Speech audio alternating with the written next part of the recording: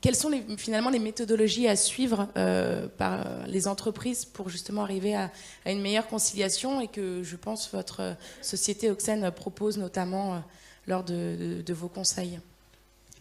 Alors, peut-être déjà, effectivement, on a eu quelques exemples de mesures. Bon, généralement, les entreprises, elles mettent en œuvre 3 types de mesures. On peut les classer comme ça. La première catégorie de mesures, c'est tout ce qui est lié au temps de travail et à l'organisation du travail. Ça peut être la mise en place d'horaires flexibles, ça peut être la mise en œuvre du télétravail, ce type de choses. Deuxième catégorie de mesures, c'est tout ce qui est lié à la culture de l'entreprise et au système de management. On en a parlé, on a dit que les managers de proximité, ils sont en première ligne sur ces sujets de conciliation des temps de vie, parce que c'est eux qui le gèrent au quotidien avec les salariés quand il y a des problèmes d'organisation du travail. Or, quand on regarde un peu la démographie de l'encadrement en France, les cadres, c'est principalement des hommes, voire des quadras ou des quinquas. Donc, c'est pas les premiers sensibilisés à la question de l'articulation des temps de vie. 2, on les a jamais formés à appréhender ces thématiques-là. C'est pas facile, des fois pour un cadre, de rentrer dans la sphère privée, comme ça, d'aller parler des problèmes personnels des gens, et ils n'ont pas été formés pour ça.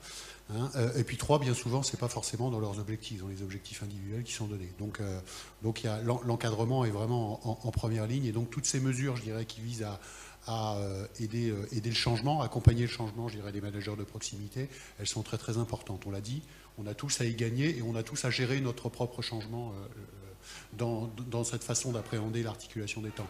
Alors là, on a cité des exemples de pratiques, mais il y en a peut-être une ou deux, c'est l'entretien de retour après un congé de maternité. Je pense que ça, c'est indispensable. Vous le faites sans doute à la SACEM, mais enfin, beaucoup d'entreprises, je dirais, ne le font pas encore. Ou c'est simplement avoir un petit chapitre, c'est-à-dire parler de l'articulation des temps de vie lors de l'entretien annuel d'évaluation. Ça permet tous les ans de faire le point déjà sur les difficultés qui peuvent se poser, sur le moyen de les résoudre.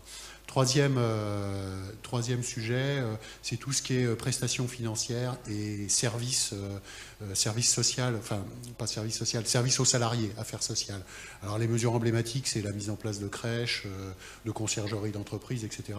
Mais enfin, il y a des solutions, je dirais, qui sont plus simples à mettre en œuvre. Ça peut être des CESU, ça peut être des AMAP, les activités sociales des comités d'entreprise sont très importants. Les CE, ils ont un rôle à jouer aussi également pour mettre en place et pour s'approprier cette question de la conciliation des temps et participer, je dirais, à la conciliation en mettant en place des activités sociales qui vont, je dirais, dans ce sens-là.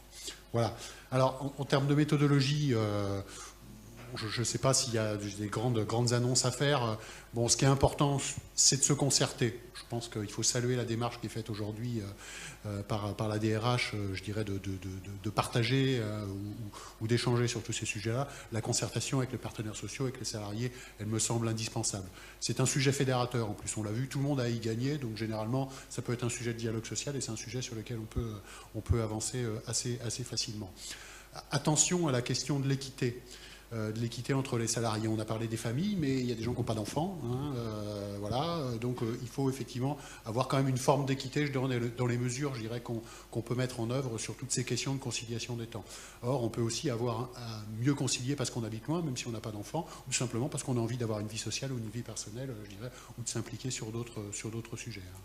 Donc voilà, peut-être la contrepartie, en tout cas la solution, je dirais, pour avoir une bonne équité justement dans les mesures qu'on met en œuvre, c'est de penser global, donc c'est d'avoir, je dirais, une approche un peu globale du sujet, ou une vision un peu globale et stratégique du sujet, et d'agir par contre sur des mesures concrètes, pratico-pratiques, parce qu'on l'a vu, toutes les solutions, elles doivent être je dirais, pratico-pratiques. Alors là, il faut se raccrocher, là aussi, il y a des outils existants, que ce soit le rapport de situation comparé homme-femme, les accords qui sont en cours de négociation, je dirais, dans l'entreprise, notamment des accords qualité de vie au travail. Ça peut être également profiter de ça pour valoriser les éléments du bilan social, enfin tous les outils RH ou des indicateurs RH qui existent et tout l'outillage qui existe déjà pour s'approprier sur ce type de sujet.